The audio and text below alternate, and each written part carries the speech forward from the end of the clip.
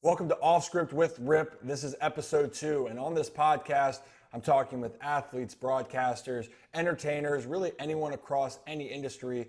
And there are a lot of great journeys that people have been on. And even though everyone has their own different path, I promise you there's a lot of things that people can resonate with.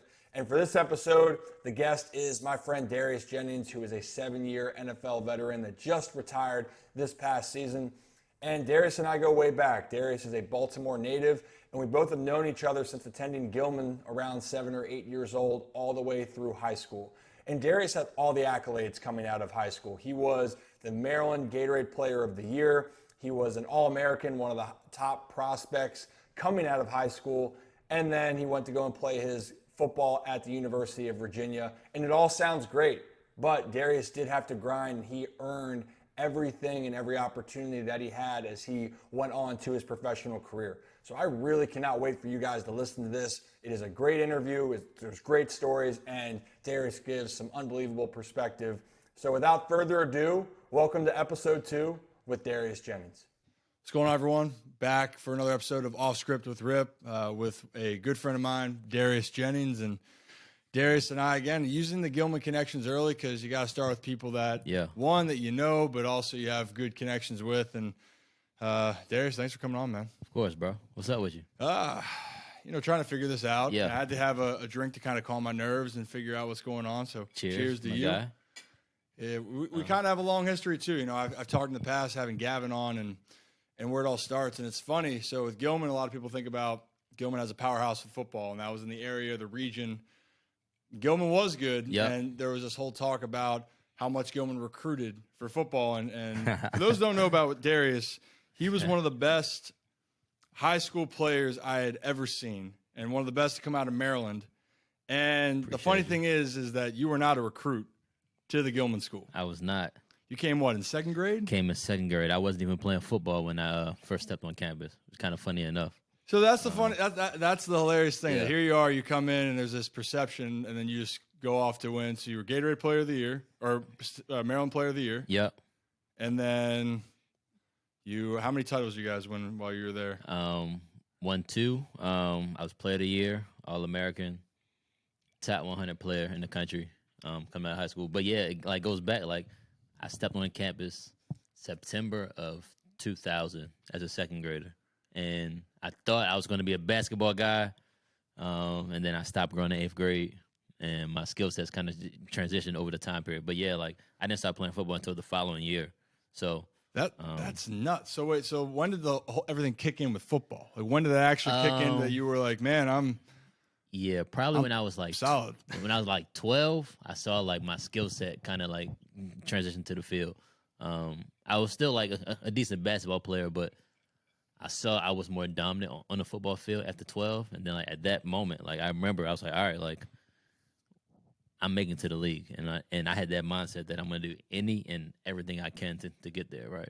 And it's just so funny because that's just, again, the perception. That's where people, I think, there's misrepresentations of people and how it got to. So here you are, you have all these accolades, but you didn't even start with that. And now there's so many kids that are specializing in sports. Yeah. And which I hate, by the way. Yeah, honestly, you were a track, basketball, football guy, right? Yeah. And you always felt that kept your body. It 1, it kept my body in shape. 2, it allowed me to compete all year round. But 3, just to have fun at a young age, work on different skill sets, different muscles. You know, what I do on the football field is different what I do on the basketball court. Track kind of helps out with the speed everywhere. But yeah, just compete all year round. Try out different things. There'll be plenty of time for you to once you get to college, it's all about your sport. So while you are in high school, just be a dog and go. Yeah, well, you don't know. Yeah. The thing is, you don't know what you're going to be good at.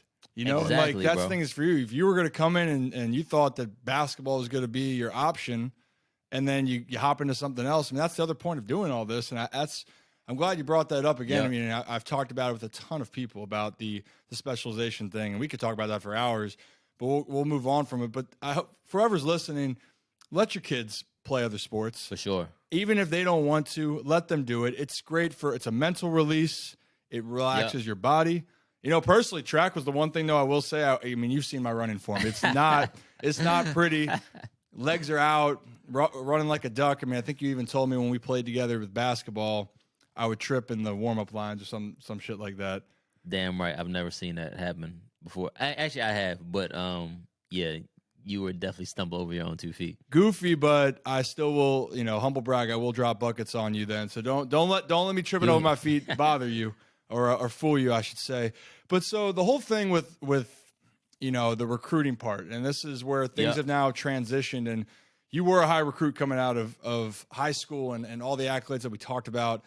And everyone had the perception of Gilman. And now, though, looking at every school across the country, NIL is a thing. Yeah. How you're recruited in college is different. From your perspective of it, do you have any bitterness towards how it was, or do you think the process now is flawed, or where do you stand now with the NIL? Yeah. One, no bitterness. Just because, I'm glad the kids are getting paid. It just wasn't my time doing there. Two, I like that kids are getting paid, but I think it is flawed, right? Yeah. One from a standpoint, I love that the football guy who has his jersey sales in a bookstore or is on this poster can now get paid for his name, image, likeness. But also, the swimmer or the golfer can now teach kids how to swim or to play golf, which was beforehand just basketball and football are the two main sports in college, right? Yeah. That kind of drives money. But now, right. Any and every athlete can kind of say, hey, I want to teach your kid how to swim. I charge this, and they won't lose their scholarship off of that. That's just a simple thing, and I didn't even think about that. Yeah.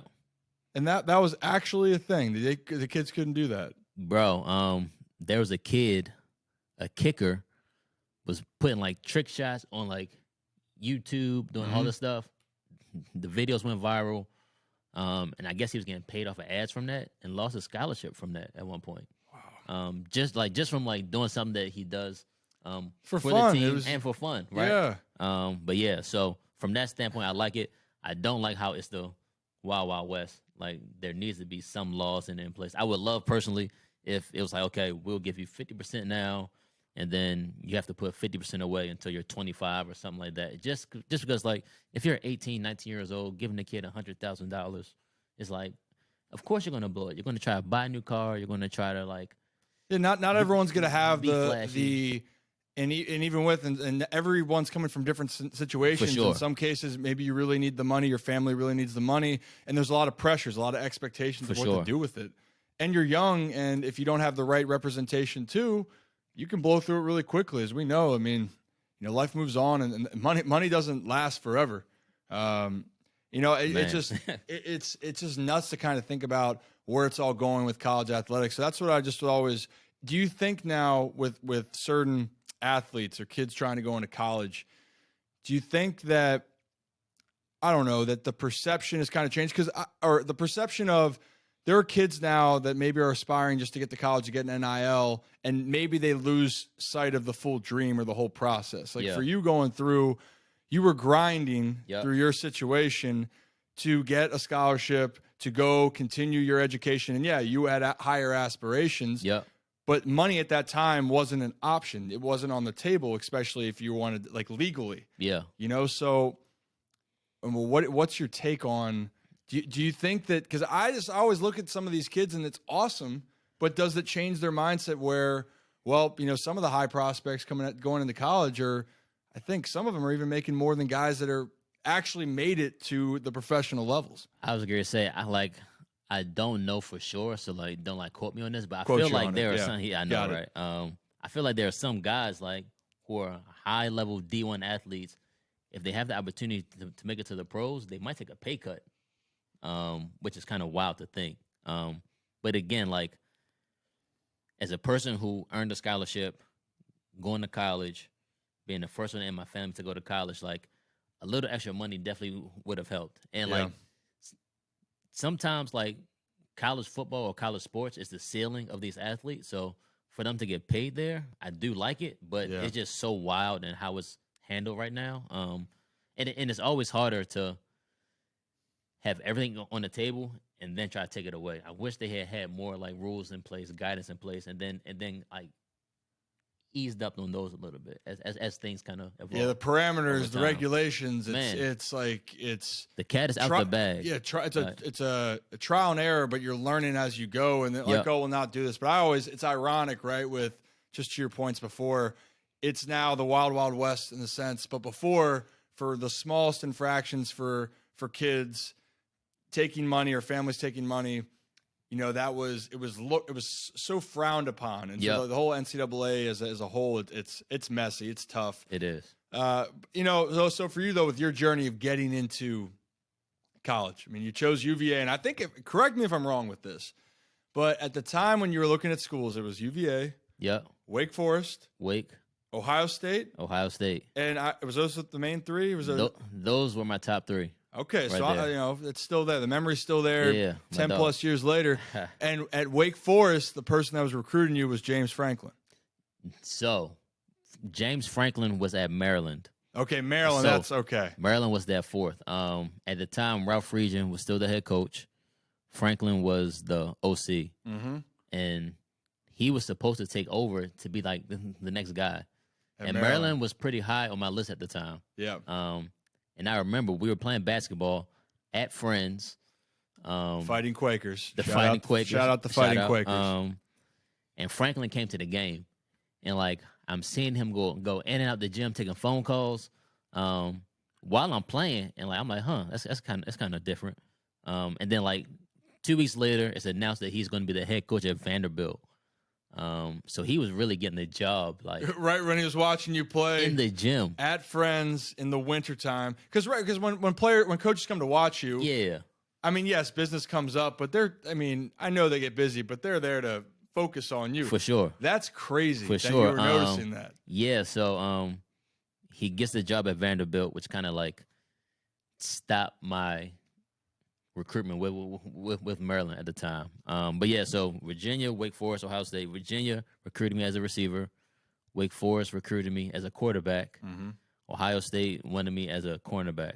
And my mindset was like, I know I'm going to get to the league regardless because I was determined to. Yeah. So it didn't matter what position I played because I was going to take care of football regardless. But I knew that I wasn't a quarterback in the league.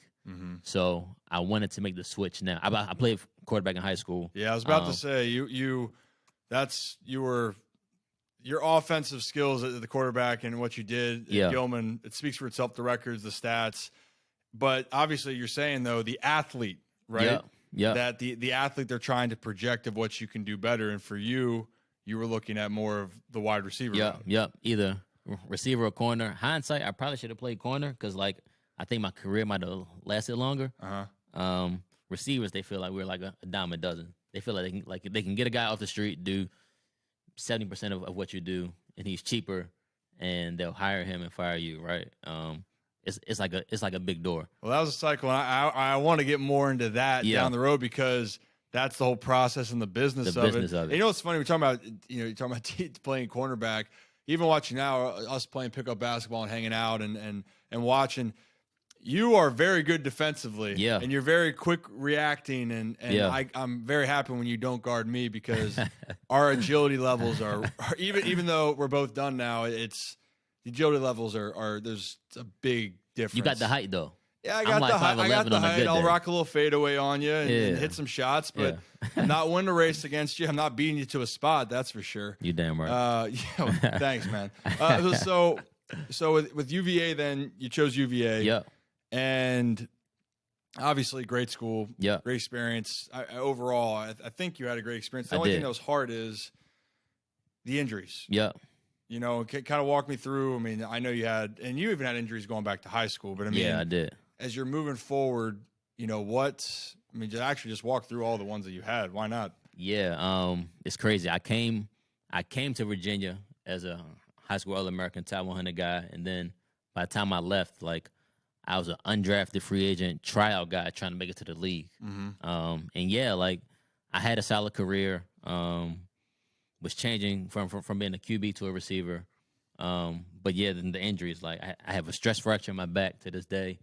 I broke a bone in my hand, played through a whole year, which is hard as a receiver. And then I got surgery afterwards.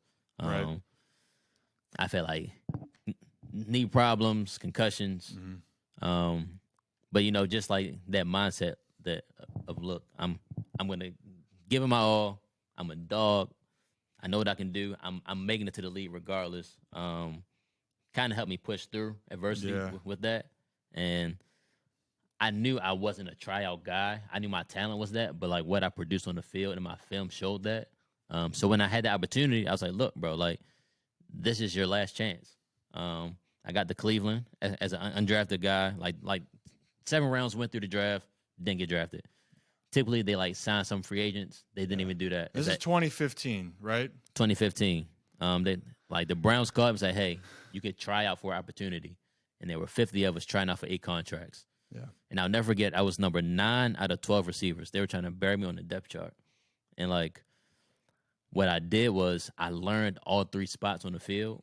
So like when I didn't have a rep in my spot, and let's say an ex receiver got tired, I would just go in, just like steal reps. Screw it.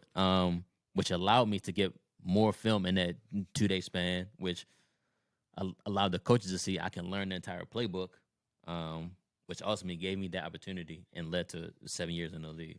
Yeah, so a lot to unpack here. And so I want to run it back a little bit to when you're changing a position and you're trying to learn that. And this also, you came in as a top prospect. Yeah. And hearing you talk, though, even though you had to make the changes and do it at the highest level at the time, Division I, you're playing in the ACC, it's high-level football. Yeah. Your whole mindset, you never lost confidence when you knew there was going to be a learning period. Yeah. So, and even moving forward, no matter what in your career, you always thought that you had it. So did you ever have any doubt at any time, or was it always that of, this is happening. I see it, I believe in it, and that's it. Yeah, like it's always just been like, look, like you know who you are. I'm capable, and I have to credit my parents for that. Like I remember day one, me stepping on the Gilman campus as a second grader. I come from a predominantly black neighborhood, public school, going to a predominantly white private school. Yep. And my mom's like, yo, like, this is going to be a great opportunity for you. Gilman is going to do great things for your career and, like, for your life. But Gilman will be a better place because you stepped on campus. And she instilled that confidence in me day one.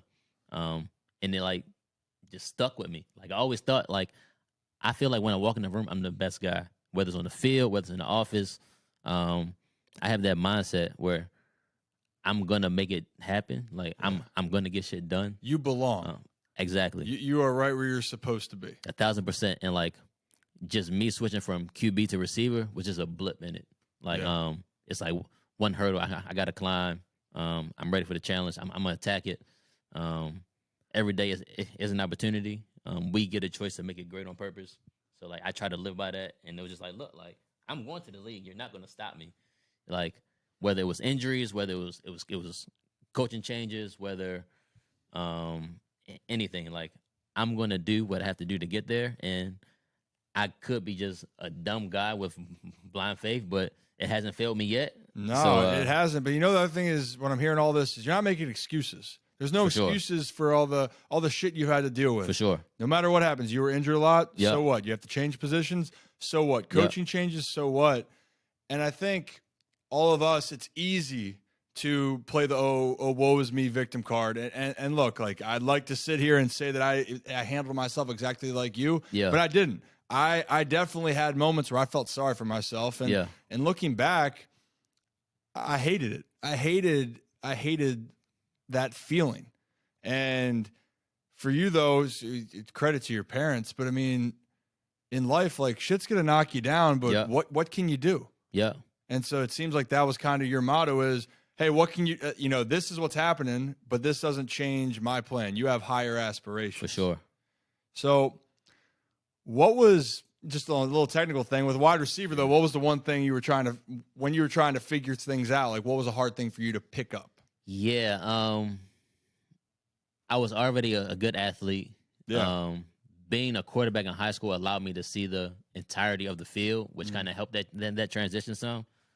but like just like the art and the craft of being a receiver, right? Like learning how to run your routes, learning how to make your body look like you're going one way and really break the other. That just takes time and repetition. So it definitely took me a little minute to get it. Again, like I probably wasn't like a true receiver until my second year in the league. Yeah. You know, even through college, like I was still solid. I was good, but it's a whole different ballgame in the league. Like everybody who perfects their craft. They're the top of the game. Well, so when you got to Cleveland in 15, Yeah. and remember my history stats, it was Mike Pettin was the coach then? Patton was the coach. He was the coach. Who was the guy then at wide receiver that you watched? Like, what was your moment of like, I don't want to say you probably had a welcome to the league moment, but what was the moment when you're watching those guys sitting there being like, this is different? This is, and who, or if there was a specific person being like, you are different. I need to get to this level. Man, and honestly, it wasn't even a receiver. It was a cornerback. Really? Okay. Ooh. I got to go against Joe Hayden every day in Cleveland. And it's like primetime Joe. Joe, what up, bro? And like so I went through rookie minicamp, made the team. I didn't make the team. Like I got a contract for the 90-day team or the 90-man roster. Yeah, so can you explain that to people who might not know what that entails? So there's a 53 active man roster. Correct. So when camp starts, there are 90 guys on the team. All right. That's like the preseason games, all that good stuff. And then they cut that 90-man roster down to 53 for the season. And then there are another 10 guys on practice squad. Right. So now I'm on a 90-man roster. It's my first time going against the vets. I see a guy do like a speed release on Joe Hayden, and it worked. So in my head, I'm like, all right, bet. Like I'm picking out the top guy. Like I'm about to bust his ass day one. Show the coaches like he belongs. He's supposed to be here. So the moment you were to pop right here on Joe. Day one. And I tried it. I guess I wasn't fast enough. He got two hands on my chest, like drove me all the way to the sideline. I didn't even finish my route. He's talking trash, like take him back to his mama crib. I got him back at the water coolers on the sideline, like just talking trash. And I'm just like, damn, like you got to come correct every single day, and you do, because like the NFL stands for not for long. Yeah, like they trial guys every Monday and Wednesday, and again, like every week, Monday, Wednesday, they try out. Like you will walk into into your locker room and you'll see 12 to 15 guys with their suitcases, ready to work out at 6 a.m. for the scouts, the GMs, the coaches, and they're always trying to upgrade the roster. Yeah. And if you aren't on your P's and Q's every day in practice, like they're like, okay, well, he's in, you're out, thanks. So that's the whole. I mean, that's a stress thing. I mean, did you or anyone? I mean, I'm sure. I mean, you obviously had your belief you're going to keep working, but other guys, like someone looking over your shoulder constantly. You know, how much did that mess with certain guys' minds? I mean, it like messed with mine. Like, but like I took that scared feeling and it propelled me forward. Yeah. But my first year in the league, I went to work scared every day. Legit, like nervous that like my job was in on jeopardy. The line. Yeah. Exactly. But yeah, I've seen guys crumble. I've seen guys who like just couldn't handle it, or like needed to leave this team to get a fresh start somewhere else. Yeah. But it's hard, bro. It's hard, and like they try to play those games with you. They try to make sure that you know that hey, like you could be gone the next day. My first year in Cleveland, the same locker next to me, the same number on the jersey, 3 different nameplates. Like guys come and go all the time. No way. It definitely keeps you on your toes. I mean, I obviously I've been pro ball myself and doing all that. We didn't have someone come in with numbers. I mean, the draft concept for baseball, new draft every year. There's 40 guys, or it was 40 rounds. It's changed now, but that was an understanding. And coaches made it clear, you know, of just hey, the next group's coming in. You're not ready. They're coming to take your spot, and it's a cycle. But in the NFL, there's no minor league system. I know they're adding other leagues now, but you're either really in it, you're a part of the organization, whether it's on the practice squad or not, or you're not. Yeah. There's nothing in between. Yeah. Damn. Yeah, bro. And yeah, like the average career is 3 years. So for every Tom Brady you see, for every Ray Lewis you see, there's a guy who plays 2 weeks. And it's really like that. Like, and it can be in a blink of an eye, it can be done. In a blink of an eye, it can be done. And so, was there your time in Cleveland? Then, was there anything that did you enjoy your start off to Cleveland, or was it? I mean, I know you jumped around in some places, but with Cleveland, was that what you were expecting NFL professional football to be, or is again like that was the eye opener, and then once you got your feet wet and you moved on, then it was gaining more of your footing? That's a great question. I feel like it's what I thought it was going to be, because once I was there, I felt like I belonged. So it just like, yeah, you still have that exactly. belief, like you're talking about, you're believing in it, but again, sometimes you can have an idea of what's happening. Yeah. And then you get there, and just like you said, having that Joe Hayden moment, For being sure. like, well, I For sure. and but it reminds you, it humbles you of how much you got to work. Yeah. But like, once I really got into the business, you realize how much is glorified from the outside looking in. Because like, as a kid, you grow up, hey, I want to play in front of 80,000 every week. Yeah. Like, millions watching, like have my name in the rafters. And then you get into business and you're like, yo, it's business. It's a business. And like, you got to protect the business of you, because they will fire you and just be like, hey, sorry, bro. Just business. So for all the guys who like hold out, try to get that money, I'm all for it. Just because like the teams will cut you and not blink an eye. So you have to maximize your earnings when you can, however you can. But yeah, so from that standpoint, I saw how much of a business it was. Yeah. And you're still kind of green coming in as a rookie. You still like, yo, I have this loyalty. I thought I was going to retire as a Cleveland Brown. Yeah. I thought I was going to be there forever. Like, I was going to raise my kids in Cleveland. And then they cut you. It's like, oh, shit. Like, damn. This is how it is. Isn't that so fun? I mean, I'll say from my own perspective, growing up, obviously my dad had a good career, and he solid career. Some say he did fine. Yeah. Shout out Calvin, if you listen. He probably doesn't listen, but the concept though, he played 21 years with one organization. Yeah. And even got drafted by that organization. Everything was through there. And me growing up, it was the same thing of, I thought, well, this is great. I mean, you make it, you're in the same spot, but then once you get into it and you experience yourself, you realize how fragile it is. Mm-hmm. How in the blink of an eye, snap of a finger, it's done. Yep. And I think with some cases, and I understand fans, people on the outside, people get very frustrated with either players hold out or players don't do well. I mean, this is no longer just a game. Yeah, you want to go win. Yeah. You want to go out there and win, but your mindset's now, it's also changing of, you're trying to survive. You just dedicated, your entire life so far to the sport, and now it's do or die time. This is what you've been training for years, and now winning isn't the only thing that you have to think about. For sure. And like, personally, I could be wrong on this, but like, I never did it for the fans anyway, because one day the fans could love you and then the next they could hate you, right? So like, sometimes you got to put that on the back burner and say, hey, I got to protect myself. I'm going out there to fight for my brothers next to me. Yeah. Even sometimes the coaches, like, yo, I'm not doing it for the coaches, like, because the coaches are looking to find my replacement as well. Yeah. I'm really doing it for my family, for myself, for the 10 other men who are on the field with me. Like, we're going out there to battle. Like, I'm built to be a team guy. So like, I love doing hard things together with people, right? So like, us being on the field together, rocking out, like trying to get the job done. That's what I did it for. The fans were a bonus. If I handle what I needed to do and our team handled what we needed to do, the fans were going to love us anyway. Yeah, I mean, you appreciate the support when it for comes. For sure. But you're right. You play great, they can love you. You don't play well, they're calling for your head on Twitter. Everybody has a voice nowadays, like, and it's understandable. It's like I and you get it, but that's also it's again, it's just different. On the inside, your goals and your focus are different. For sure.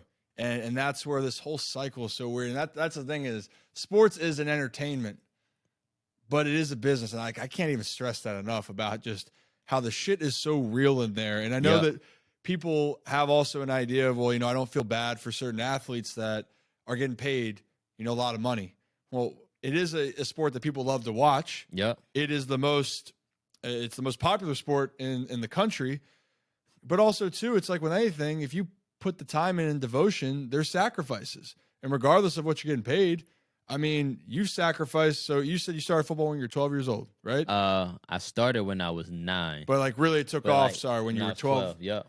Yep. So then until you debuted in the NFL what year? How old were you? I was 23. So 11 years for you, that was, you were focusing on football. When you Yep. got to college, that's what it was. And when you're there, you were devoting so much of this time of your life. And then, so you just retired now this past year. You're 30 now, right? Yep. So really your amount of time, you spent more time devoting to the game than you have anything else. Yep. I mean, hey, it's a game. It's people get caught up with the name, the game. It's a game. Yeah, it is, but it's life. For sure. And like, I earned every dollar I made. Like, when you sacrifice something, you put in maximum effort for minimal results sometimes, right? Yeah. And like, you work to be the best at your craft. Yeah. I feel like the best surgeon in the world should be paid as the best surgeon. Mm-hmm. You know what I'm saying? So Yeah. like, if I put the time, the effort, the sacrifice, energy into being the best of my craft, and I get there and I succeed, like, you damn right I'm gonna collect every single check I can. Hard work pays, and then Exactly. how the results are determines how much you make. But Yep. if you put in the hard work, you have a right to it. Yeah. But it's the same shit with sports as it is with everything in life. And I think that's just, I'm glad you bring that up. So you move on to the rest of part of the NFL. And I know, and I get it, people can look at, I think there's only 3 years technically you had of statistical years, right? Yep. Because Yep, probably. but again, you spent, it's a 7-year career. You're Yep. bouncing around. How many different teams? Was it 6? I think 6. So, I think 6. Worked out for like another 5. So like, NFL really stands for not for long. My rookie year, preseason, I get cut. They sign me back into the practice squad, the Browns.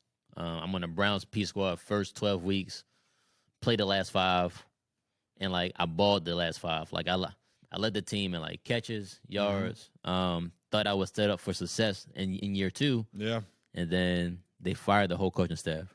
And And then they drafted 4 receivers. I get put There on the you go. back burner. They put me back on practice squad. I'm there for like 7-8 weeks. They cut me. I go to the Bears for like 5 weeks. They cut me the day before Thanksgiving. They cut me the Tuesday before Thanksgiving. And I'm like, you know what? I haven't been home for Thanksgiving in like 6 years. Like, just because in college you can't go home because Nope. you play. Yep. So I was like, you know what? I'm going to drive 12 hours back to Baltimore, see my family. I packed my car up like at like 5 a.m. on Wednesday morning, drove home, and it was like a scene of a movie, bro. Like, I'm like 1 foot in the door, like keys in hand. My agent calls me. He's like, where are you? Pack a bag. The Jets want to fly you out right now. I'm like, you got to be kidding me, bro. Like, I was like, look, I just drove 12 hours. Thanksgiving's tomorrow. Like, try to work out where, like, I can just fly on Sunday or something, bro. Saturday. Give me a little time. Come on. So I was fortunate enough to work that out. Flew out to the Jets, signed there, and then I spent the last 4 weeks of the 2016 season with the Jets. Yeah. They cut me the day before the draft, going into 2017, saying, "Hey, we're probably going to draft 2 receivers, take another 4 in free agency. We just got a clear room." So then I was on my couch for a month. Like, my career could have been done. Like, there are a lot of guys who like just careers just end. Yeah. Was fortunate enough to get a workout with the Titans, signed there, stayed there for 3 years between. Well, the Titans was when you had, on paper was the most success, and from every standpoint, being on the especially in the return game. Yeah. I was active for the most part of 17, but I didn't play too much. So I didn't have any stats from 17. 2018 was probably my best year. Yeah. I led the league in return average. Had a solid year. Set a franchise record with the Titans. Yeah, you gotta throw that in. Yeah, you gotta shout yourself out like when you can, right? And then Well, how many guys can say that? Even in sure. that case, like how For many sure. guys can say, I'm proud of it, yeah, bro. I hold a record for a team. Yeah. I mean, it's funny. We can look at that of going like, is it really that impressive? It's impressive. That's a pet peeve of mine. If a guy makes it to the league and say they don't have some guys don't have anything. Some Yep. guys, but regardless, if they got there, Yep. they're still good. They earned that right. Yep. But anyway, continue. Yeah, bro. So then 2019, again, made the roster, playing fine. They released me week 9 or 10 of the season. I thought it was some bullshit. I didn't like how they handled it in the moment. But again, it was just business, right? Yeah. To them. We had a lineman go down with a concussion. We had to sign another guy. So you were I was like a casualty of Yeah. war at that. And then they called me back week 17, say, hey, we got some guys down. We need some help for a playoff push. Would you want to come back? And I told my agent no at the first point. Hey, you're I was pissed. I was pissed. It was my ego. I was like, no, like, I didn't like how they handled it, the whole thing. Like, I don't want to go back. And he was like, look, bro, like, these are first world problems. You're about to turn down a lot of money just for, like, an ego thing. Yeah. I was like, you know what? You're right. So I went back, stayed with the team through the playoffs. My contract was up, signed with the Chargers in free agency in 2020. Thought I was going to be there for the entire year. I got hurt the last week of camp. Yeah. I got released, and it was a COVID year where like the world, like we were Everything washing changed. like packages and mail coming in, like we were in mass everywhere. So that was a tough year. And then 2021, I was in camp with the Lions. Again, like I thought I was going to have an opportunity because they told me when I was going to come in, I would have opportunity, and then I had 2 passes thrown my way in 2.5 weeks worth of practices and games. Like not a lot of not a big sample size to be able to prove yourself. I was just a camp body there, and after that, I was like, you know what, like, here's my cutoff date. If I'm not signed by this, Yeah, we talked about it's this. time to Yeah, hang 'em up. we got lunch.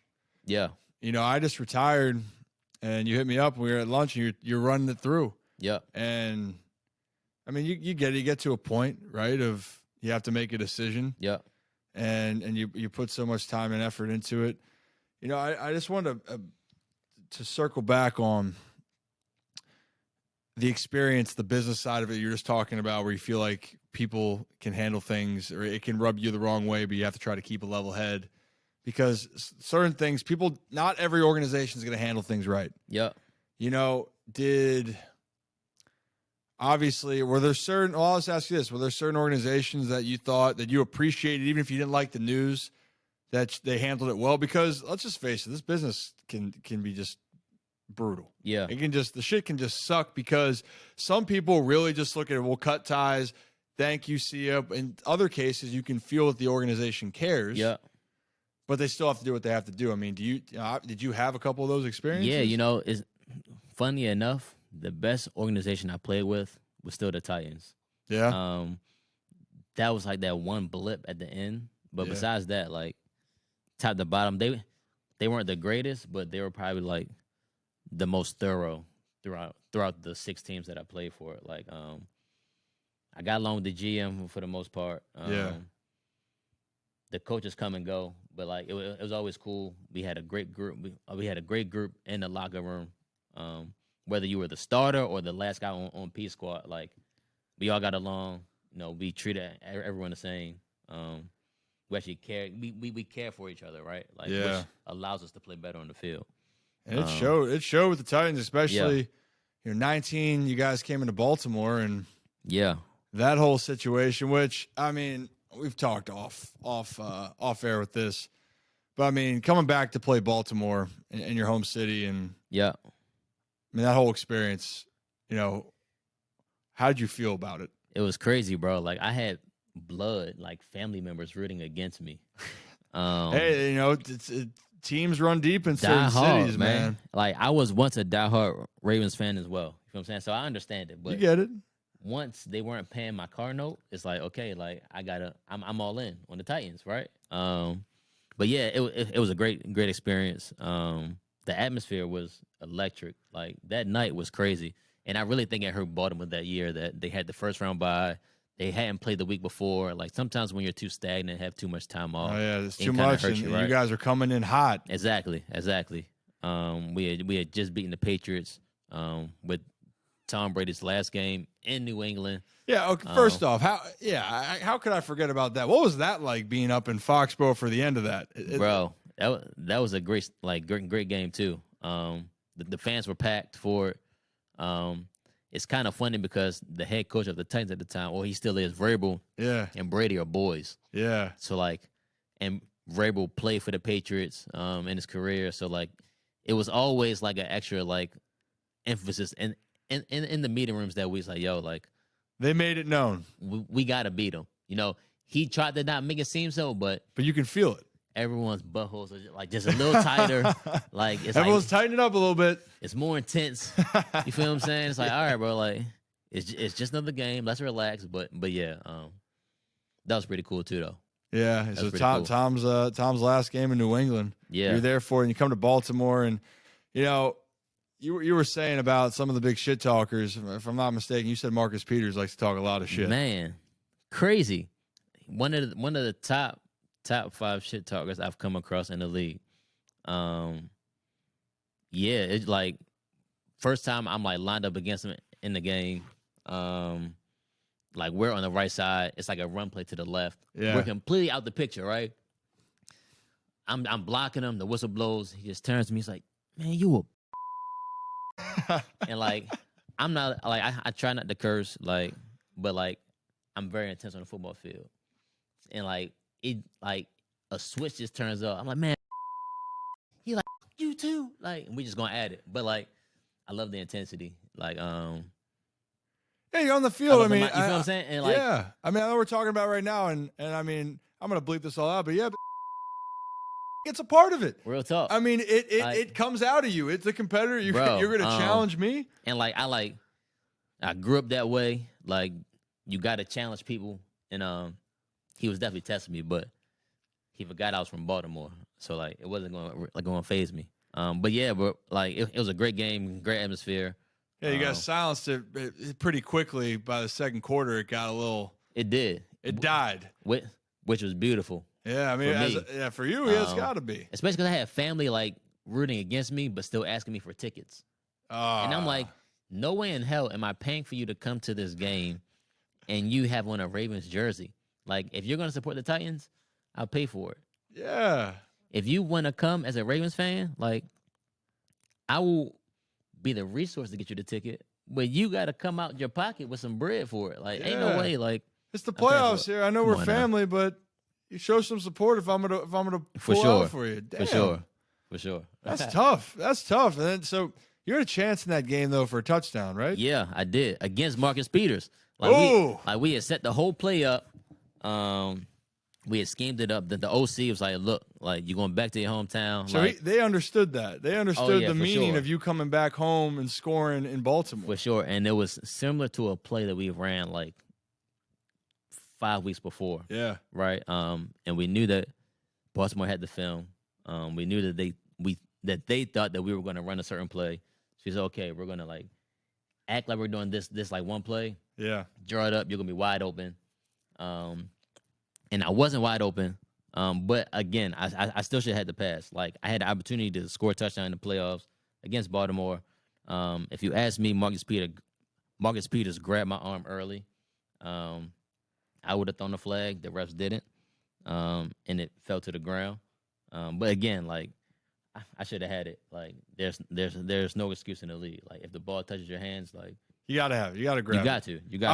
I need to get this video up, and then when this episode drops, yeah. I'm gonna put that out there because I wanna see it. I think that's crazy. I mean, I think in sports, people forget like that to me is the coolest thing. I know people hate the Titans in Baltimore. Like, and I know people don't like the AFC North. They don't like the Steelers, the Bengals, the Browns, all of that. Yeah, the Titans and the 30 for 30 just it's dropped with the Ravens. Yeah, Titans were enemy number one for sure. But to hear that with the staff, the OC, and who's the OC at the time? It was Arthur Smith. Arthur Smith. Arthur Smith, who's the Falcons head coach in Atlanta. Yeah. So, I mean, there's that. And for them to be on the same page to be like, hey, one, we think this is going to work, but two, this means something to you. For sure. In the biggest moment, you're in the playoffs. Yep. To draw this up. I mean, they say things are bigger than sports. Like, to me, that's amazing. That was a pretty cool opportunity, especially because when I first got released, Arthur and I were kind of shaky a little bit. Yeah. Just because, like, naturally, right? It's a business. But when I came back into the building, when they signed me back, he welcomed me with open arms. He said, "Look, bro, like, you're back in your hometown." He went to Georgetown Prep, by the way, as well. So, like, he's, like, from the area a little bit. He's like, you know what? He's like, you know what? Like, we're going to draw this up for you, and we're going to get you in the zone. So, I do appreciate you for that, too, bro. I got so much more respect for him, man. Yeah. I mean, I've always been pulling for him with Atlanta. It's been a difficult situation with the turnover, and they're trying to find the next answer at quarterback and get, all of that. But, I mean, to me, like, those are the little things that matter when you talk about caring about players, or you can butt heads and you come to this point. Yeah. Man, that shit's cool. I would have. I know this thing is. I was rooting for the Ravens, but a lot of the guys here, knowing you, like, we're a Darius Jennings fan first. Yeah. And if you score, we don't care. Yeah. If you do well, we don't care. And even though the Ravens lost, and I had a giant bag of popcorn actually at the stadium, and we're leaving, like, hey, do you just want to take? And they gave me a trash bag of popcorn, literally a trash bag. And I went in and I sat back, put my feet up at my apartment, and just ate it, just not having any emotion. Like, I was upset about the team, but then I was thinking about it. I'm like, you know what? I'm happy for him. Like, this is, if someone's going to move on, I'm glad it's you. I wish you guys could have gone to the Super Bowl. It would have been great. Just so this whole journey for you, 7 years, it sounds like you have no regrets of how you went about it and how hard you worked. Yeah. And to touch him with all the injuries and put your body through, and now you're moving on, and actually before moving on to it, all these injuries and how much you want to be on the field, and you just talked about it, and this is like a big thing with everything talking about with concussions, with, you probably had your fair share of moments with probably concussions or issues. And yeah, but I mean, like, in those cases, and I know that it's player safety, but like a guy like you in a situation where every moment matters to be on the field, how many times did you wanted to play because, and were you okay with then being like, you know what, I'm hurt. This could be a problem, but this is my only chance if I don't. Yeah. Is that something like, is that a dilemma you had to deal with? Yeah. Like, the best ability is availability, right? Print that. Yeah. And like, hey, like, out of sight, out of mind. If you aren't on the field, like, the coaches aren't thinking about you. No. So especially as a guy where, like, there are 53 spots on the team, and I'm, like, fighting for, like, spot 43 through 53. I'm, like, towards the back end of the roster, right? Yeah. Each year, scrapping. Like, sometimes, like, you got to play through injuries. My first year in Cleveland, I had a strained hamstring. And I went to one of the interns during camp because I couldn't go to the trainers. Right. I was like, look, like, I need exercises to do in my hotel room at night, just to get through. Like, I would wrap my hamstring up myself. I would ice it myself. Like, I never told the trainers, just because, like, so it has to go on the injury report. It has to get reported. You know what I'm saying? And now, like, I'm sitting out of practice because, like, if they cut you when you're hurt, they have to pay you, right? Yeah. So, like, they don't have to deal with that. I didn't even want to, like, go through that. Yeah. So I was like, you know what? Like, I'm gonna fight through this.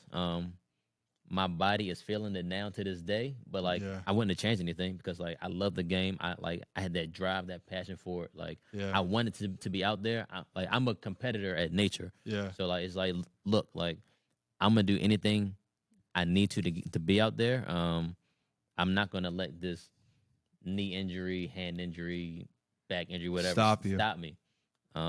So yeah, I have fought through plenty of injuries that I probably shouldn't have, but I probably wouldn't have changed it.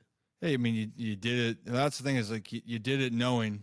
And I think when people look at the NFL, and the NFL gets under so much scrutiny because of their protocols and situations, and I get it, and because you're trying to make the game safer. Yeah. But again, in some cases, it's the player's choice. And the concussions part, I understand, but still guys do the same thing. Like if they're feeling something, they can pass, and the protocols have changed even more now than they did, the last few years. Yeah. But again, it's different mindset. I think that when people really look back at it, you're fighting for your dream, and you're afraid you might lose that dream For sure. if you don't battle through. And I think that's deeper. It's if you care about something a lot, you're really willing to put your body on the line, your livelihood on the line, for sure. Yeah. So now, like, you're retired. I'm retired, man. Officially retired, both of us. It's weird saying that because I'm gonna be 30 this year. Crazy, right? Nuts, man. Because I still feel We're like still young. Yeah, we're super young, and I still feel like I'm a teenager sometimes. Like I just haven't, like, maturity wise, obviously not, but I mean, like, just how it feels. And well, here we're sitting, and now we're going to different careers. I mean, I'm jumping into this whole media world. Yeah, I don't really know exactly what I'm doing. I have an idea, I have perspectives, and you're jumping in. I mean, I know you do some speaking engagements, but now you're in the real estate industry now, and that's jumping around. And we're at an event, a few weeks back, and you talked about starting over, and that for you said it was like your hardest week that you had to deal with. Yep. Why? Just cause, like, I kind of touched on it earlier today, where, like, in football, sometimes you put maximum effort for minimal results, right? Mm-hmm. And you grind so hard and so long to get to the peak of your career. And I was fortunate enough to make it, right? I made it to the league, like a dream come true. Did 7 years, and like, you kind of want to, like, when you're done with that and you're putting it behind you, it's like, okay, like, I can kind of relax a little bit. I can like get out of that mindset some.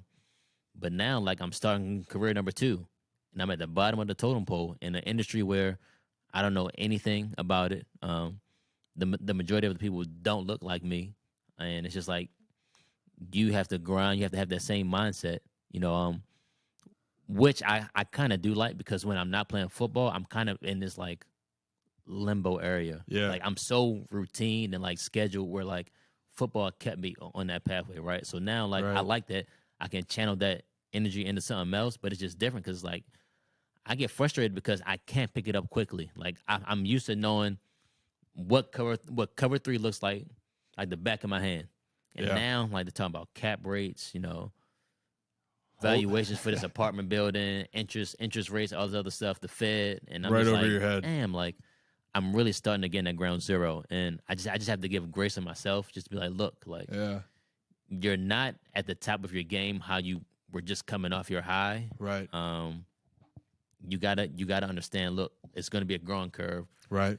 You're gonna put in maximum effort for minimum results again, and it's gonna take some time, but eventually, keep plugging away each day. I'll get there. I think the other thing, what I'm hearing too, is not that you won't have success with this, or not that you might not really like this, but the passion. For sure. And so much, and I feel like that's with so many people. I mean, that shit's real for me. The passion of when you're going through stuff and you're passionate about it, even if it's shitty and it sucks and you are grinding, you're doing the grind because you see something with it. You believe in it, or at the end of it, you deep down, you love it. Yeah. Right? And not saying that you aren't passionate about real estate, but you're not in the same way. Yeah. And so you have to rewire yourself to try to force yourself to work through it. For sure. And, like, I'm not passionate about it right now. Yeah. You know what I'm saying? Like, how you were saying, like, even though sometimes football was shitty, like, it was hard, like, I loved it. Like, it's a part of who I am. You know what I'm saying? Real estate is not. I like it a lot, and I like it more each day when, like, something clicks, or, like, I, like, pick up a different trick or something, right, in a business, but I don't love it right now. And, like, the only thing I love as much as football, personally, is the city of Baltimore itself. And, like, I really think my passion is, like, pouring back into the community, like, being part of the change, like, help giving that kid opportunity that I didn't have, right? Like, I've been blessed with football, with, like, money per se now, where, like, hey, like, I can be a resource. So I'm viewing it as, like, okay, like, I'm in real estate. One, I'm shaping, like, the broader picture of how Baltimore looks. Right. 2, I'm meeting a lot of rich people who have a lot of money. I'm building my network. Like, hey, like, you need to give back to this cause. You need to pour back in this area. You need to help out this kid who needs that opportunity to be the next Darius Jennings, right? Yeah. So like, give them the chance. For sure. So that keeps me going. Me using real estate to really drive my passion. I feel like when it's all said and done, when I'm 50, 55, like, I'm going to be in the community. I'm going to be in some nonprofit or coaching maybe some kids somewhere. Yeah. I'm not going to do real estate forever. But in the meantime, I'm using this as a bridge, and it's a tool to kind of fuel my fire in a sense. Yeah, I mean, to your point, I mean, you always are one. You talked about the team element. You've always been a team guy, D. I mean, I remember back in our days in high school, how much you cared about the group, how much people respected you because of the fact of how hard you work and how much you cared about the ones around you. And that goes even bigger outside of football and in life. Like, you're right. Like, we're now getting to the next point, and then you look back on it, and we're young. Yeah. But we're looking back on life of, man, you know, on the next thing of what was valuable to us. And it sounds like you have the right thoughts of what you want, and also, but you never know. Maybe real estate will be something that changes for you. For sure. Like we talked about before, football wasn't going to be it. Look, bro, like, I came in, I was like, look, I'm giving myself 2 years minimum. Right. Like, if I love it, I'm sticking with it, and I'm going to ride this pony out to the end because it can be very lucrative and it can be a great opportunity. Right. And, like, I'm enjoying what I'm doing, right? Yeah.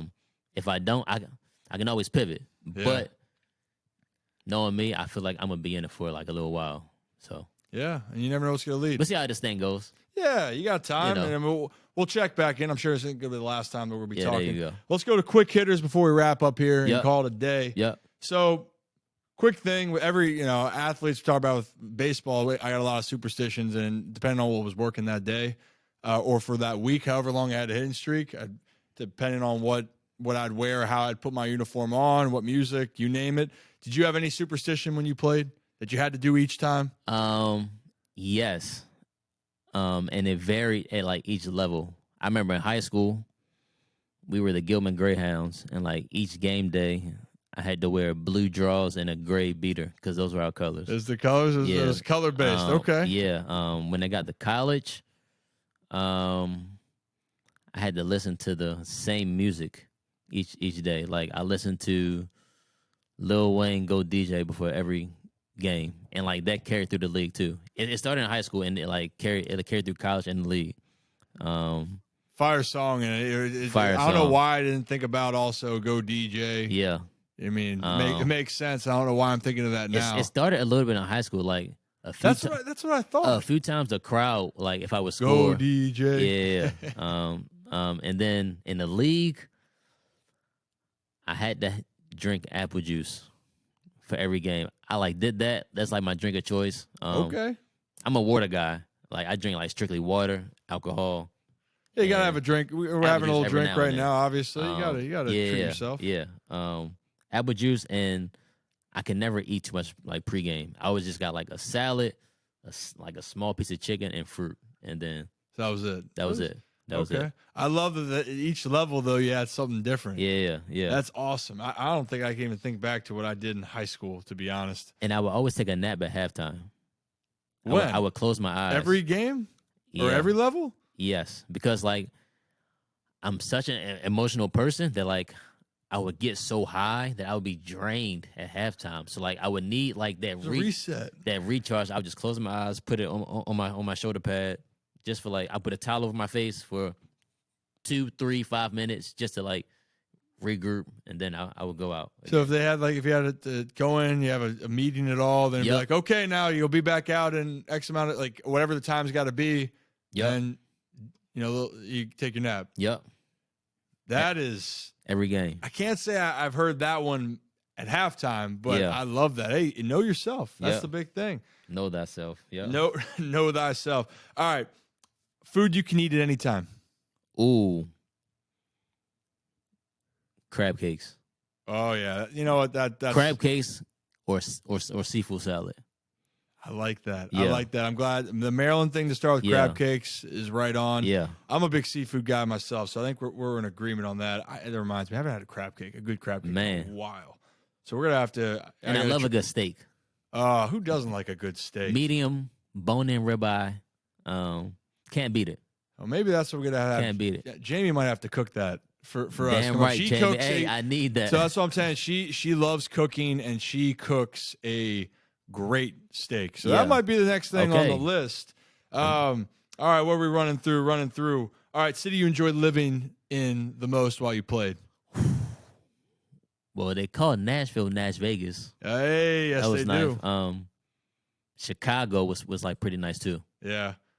Yeah. Chicago and Nashville, yeah. Nash Vegas. Yeah. Stay out of Yeah. trouble for the most parts in those places. Yeah. Yeah, I mean, you had your fun. Well, that could be. it's always trouble to be found, but I'm a very low key guy. Like, Yeah, you are. I never like to be like in the spotlight. You're simple. I'm simple. But there's fun things to do in those cities, and we could probably for dive sure. into more of what that would be in the future. Nashville is the bachelorette hub. There are probably like at least 5 bachelorette parties every weekend. Every time I've gone down, it's been something. So like there were always people flooding the streets. It was nice. Something's happening Something's down happening. there. Exactly. All right, where we're going? How about across the whole board? You talked about shit talkers. Are there a couple other shit talkers on there that you? Yeah. So you got Tyrann Matthew was another big one. the Badger. Honey Badger. Him, Marcus Peters, and Jalen Ramsey when he wanted to. When he wanted to? Like there'll be sometimes he'll be talking trash, and then sometimes he's like Nothing. very lax, just like You know what's funny? Everyone's perception, through I the feel like, of motions. Jalen Ramsey is that he just talks. Like when you watch him, they say he's a very emotional player, but yeah. he chills sometimes. I feel like my first few years, he was like he would turn it on and off. Like sometimes he was like ready to go amped in your face, and sometimes he was just like going through the motions. Yeah. But yeah, That's those are probably interesting. my top 3. Okay. What about then any teammate that people may or may not know that had one of the best personalities that you enjoyed being around? And it could just be a guy that yeah. that either he made you laugh, or you thought he was a great dude, any of that. Man, I got There's a lot of I great got a guys. handful, bro. All right, well, just list off some. Doesn't have to be the best. Andrew Hawkins, Andrew Hawkins, great guy. Browns wide receiver. Browns receiver. Josh McCown was one of my all-time top teammates. He was a QB in Cleveland when I was there. Yeah, Just because like he was a leader, he was a vet, like treated everyone the same. I love the way he handles himself. For sure. Johnny Manziel was always a character, always funny. Yeah. Fun fact: I caught Johnny Manziel's last pass in the league. Did you really? I That did, is a in Cleveland. trivia question. There you go. Wait, no shit. You actually caught his did. last pass? I did. We were in Cleveland. We were playing San Fran, in San Fran. And yeah, 2015.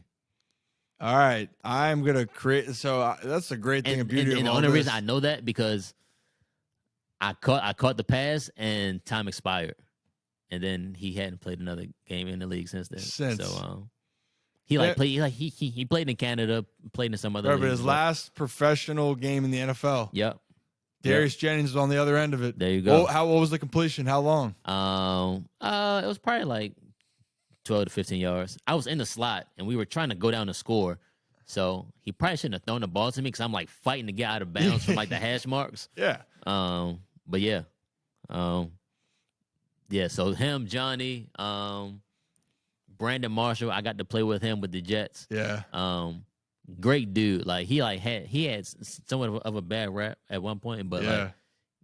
like great dude. Great bro. dude. Great dude. He's doing a lot of great things right now in his media He career is. as He well. is. And then like some of my closest friends, Duke Johnson.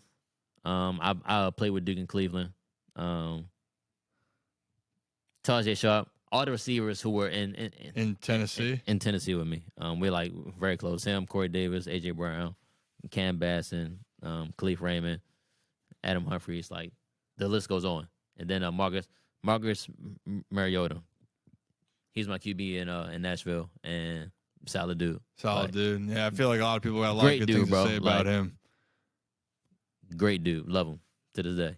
That's awesome. That's Yeah. great. That's I'm sure I missed some people. we're gonna. too. I mean, that's the thing. apologize. It was a loaded question, but the Yeah. thing is, I'm glad you bring these guys up because some people might know them. Yeah. Other people. That's the thing. The beauty is it's in sports or anything that you do. Yeah. Relationships, Yeah. people that you meet, Yeah. and it's a great experience. So I was just curious, and you didn't disappoint. And last question. EJ Bibbs too from Cleveland. That's my dog. So Okay. So you can't leave him off. I can't. That's my dog. Yeah. All right. Well, good. We got the full list, but we can have you back on to next time because Expand I on didn't it. tell you about this ahead of time. So you're doing a great job on the spot, and I try to keep it off script for that Yeah. reason. Yeah. Last one then, and this is not football related, or actually I lied. I have 2 questions left. The last one is there a hidden talent about yourself that people don't know, and you might not. If not, we can pass. Man, a hidden talent. Hidden talent or something that people don't know about you. Damn, bro. That's deep. I'm kind of basic. I feel like I'm a basic human being. All right, so if you didn't know, you're just basic. We can leave it at that. bro. I'm a history buff. Like it's not a hidden talent, but like a fun fact. Like Okay, fun fact is I good love too. history, like Storage Wars, American Pickers. Like I don't know what it is. Like I enjoy history stuff. You're a history guy, but you're basic. I'm basic, bro. Okay, I'm basic. I'm basic as hell. And I like to try to close everything off. What is one of the best pieces of advice you've had, whether it's dealing with adversity or just going through your life that has resonated with you? I love it, bro. Make today great on purpose. Like life is a mindset. We can choose how we wake up each morning. Like I'm grateful for every opportunity that I get to wake up instead of like dreading like what I have to do that day. I'm like, yo, like I have the opportunity to do what I have to do today, right? Just always trying to have that mindset, be positive, like carrying it forward. Yeah. That's it right there. Repeat it again. Make today great on purpose. Make today great on purpose.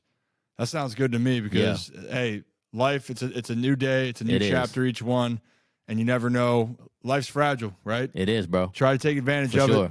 All right, that's all I got for you. And I already kept you too long because of the fact that I couldn't get my shit together earlier. But D, a pleasure having you on, man, and I'm sure we'll have you bro. on more. And that's all I got for you. Off script with Rip. I gave him that nickname, so I need a royalty piece, bro. You need a royalty piece. I He need- is. I He was need one of the first something. ones to call me Rip, and started back at the Gilman days because all my friends would call me Lanky, Lanks, Ryan. Yeah. Ryan. That's kind of lame. He started the Rip trend. There we go. Props to you. So when this keeps going, we'll bring you back on and we'll clip this to make sure you get your due. My dog. You, All right, you heard dude. it here first. All right, guys. See you next time. Well, that's it for episode 2 with Darius Jennings. I hope you all enjoyed. And if you did enjoy, please like and subscribe. And join me next week for episode 3 of Off Script with Rip. I'll see you then.